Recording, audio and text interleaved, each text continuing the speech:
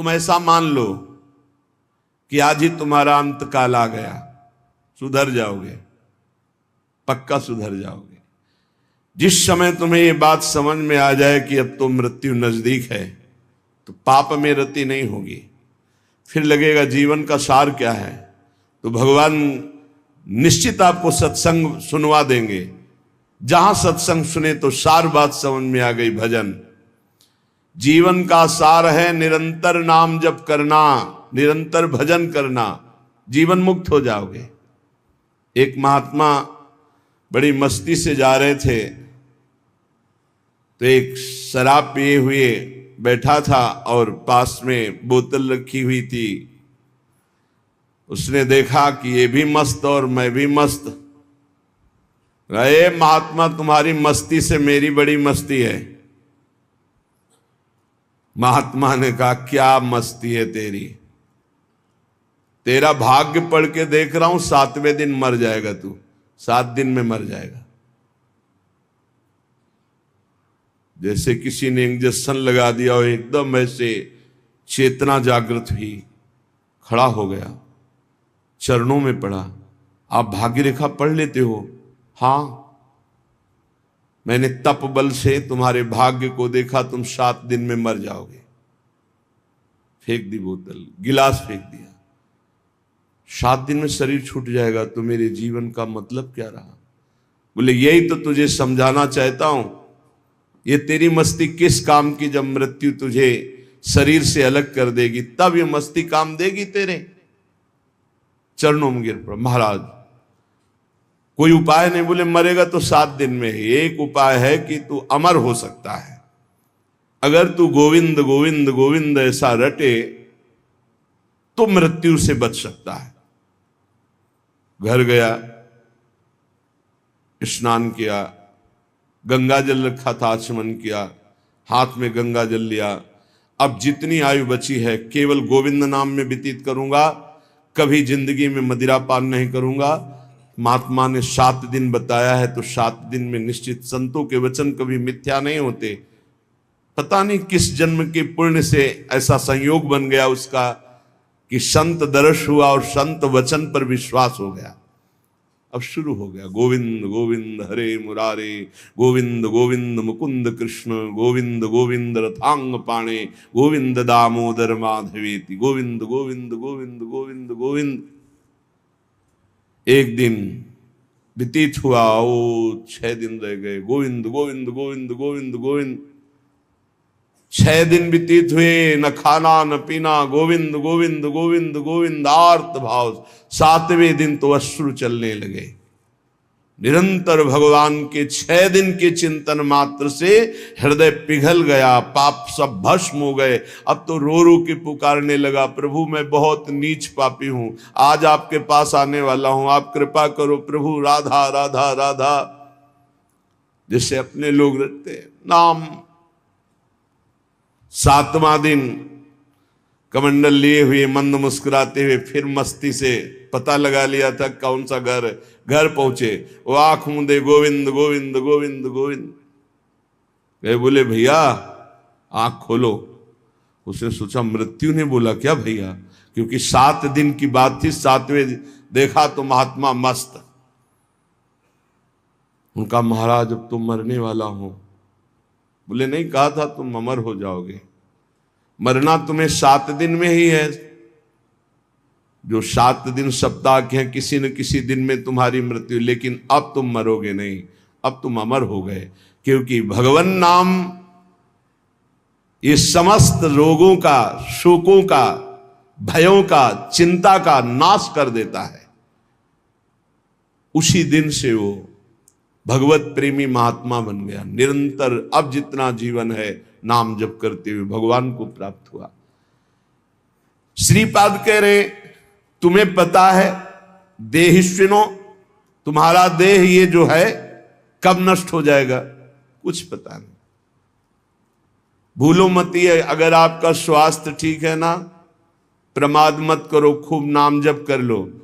क्योंकि दिन नहीं रहा, रात आएगी, रात आएगी फिर दिन आएगा।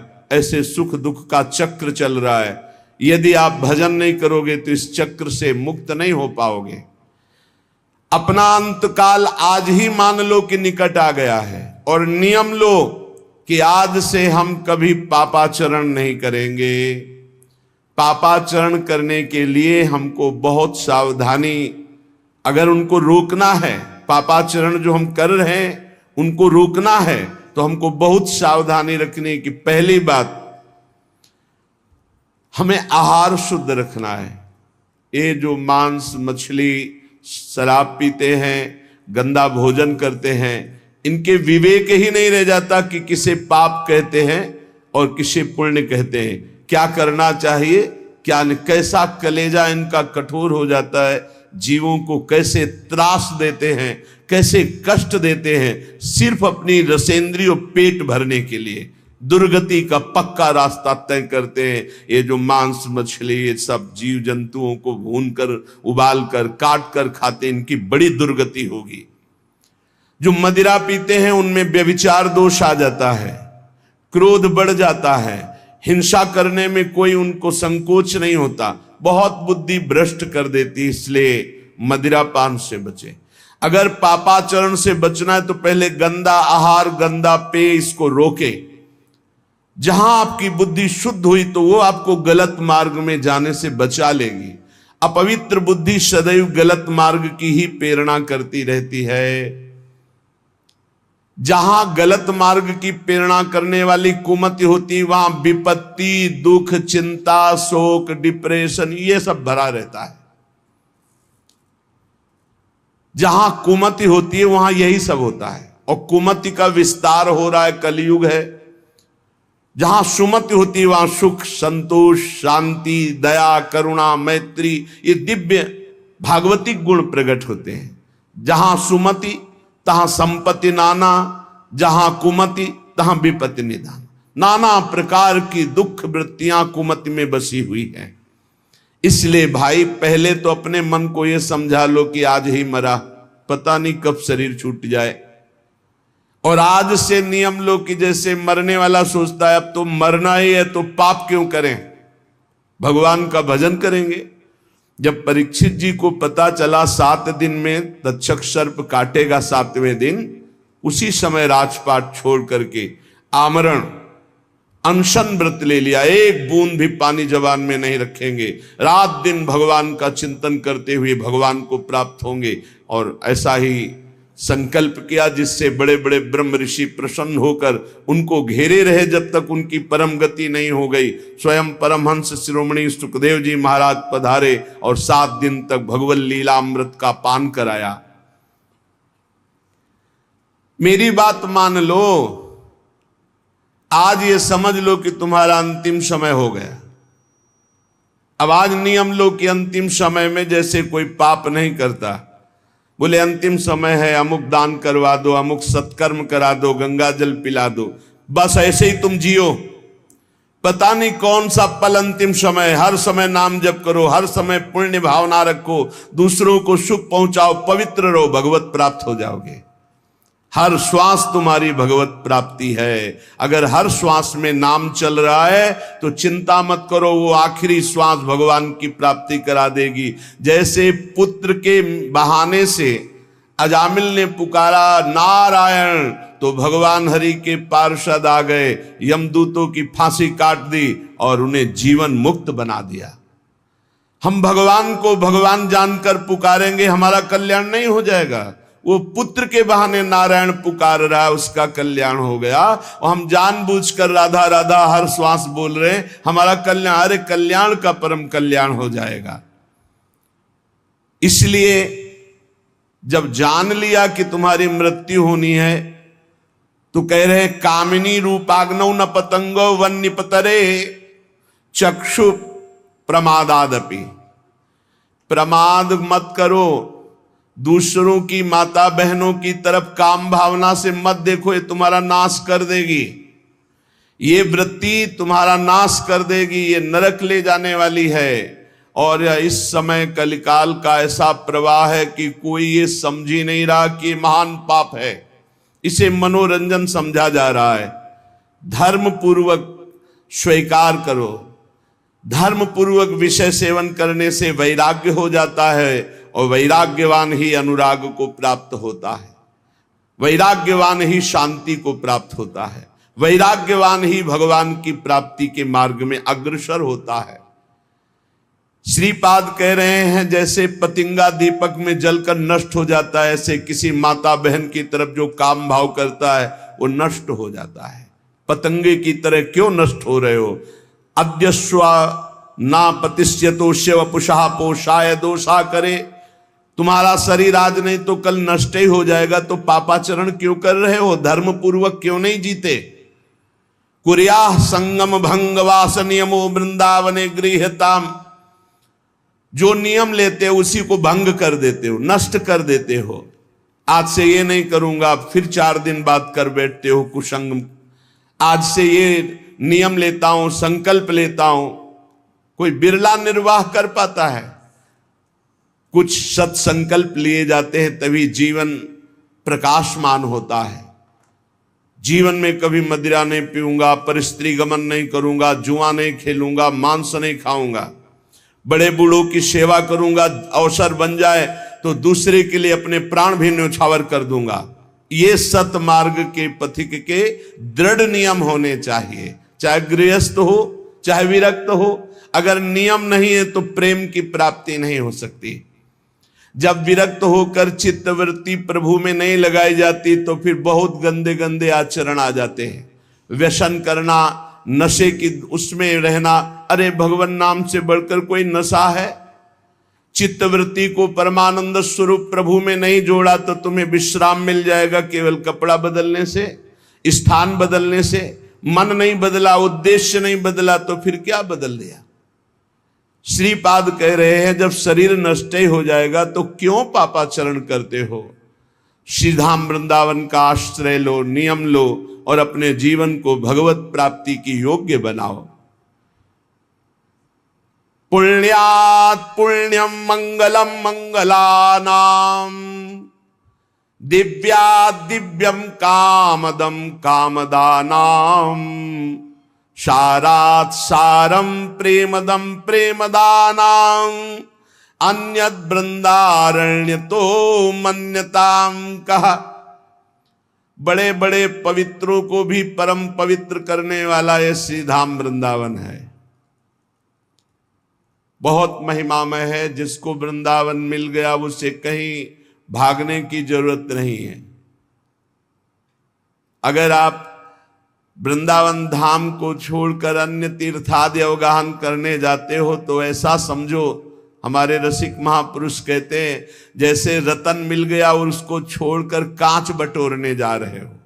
पाए रतन चीन्हो नहीं, दीन्हो करते डारे, ये माया श्री कृष्ण की मोहो सब संसार। ये पवित्रम, जो पवित्र करने वाले हैं उनका भी परम पवित्र करने वाला वृंदावन धाम है। गर्भ संहिता में प्रसंग आता है, देवर्षि नारद जी तीर्थराज प्रयाग के समीप गए, पूजन किया प्रयागराज ने। कैसे हो? बड़ी कृपा है, भगवान ने तीर्थराज बनाया। विश्व के सारे तीर्थ आकर पाप रूपी कर यहां दे जाते हैं। सारे तीर्थ आते, ब्रजमंडल,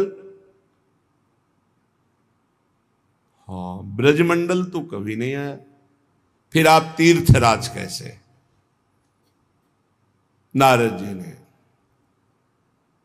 प्रयागराज तीर्थ ने श्री भगवान का स्मरण किया, आर्त भाव से पुकारा, भगवान प्रकट हुए। कहा प्रभु समस्त तीर्थों का राजा आपने मुझे बनाया, हां, पर ब्रजमंडल ब्रज 84 कोष का कोई भी तीर्थ हमें यहां कर देने नहीं आता। तो भगवान ने कहा हमने तुम्हें तीर्थों का राजा बनाया, घर का थोड़ी राजा बनाया। ये ब्रज 84 कोष मेरा घर है। तो कहा प्रभु एक और समस्या है कि सारे तीर्थ पाप रूपी कर हमको दे जाते हैं, हम अपने पापों को कहां नष्ट करें?